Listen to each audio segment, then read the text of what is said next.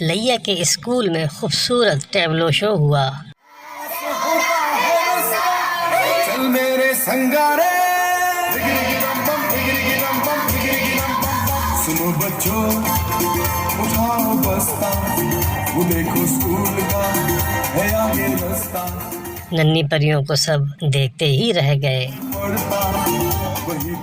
कमर पर हाथ रखकर ये बच्चा बिल्कुल बाबू नजर आ रहा है।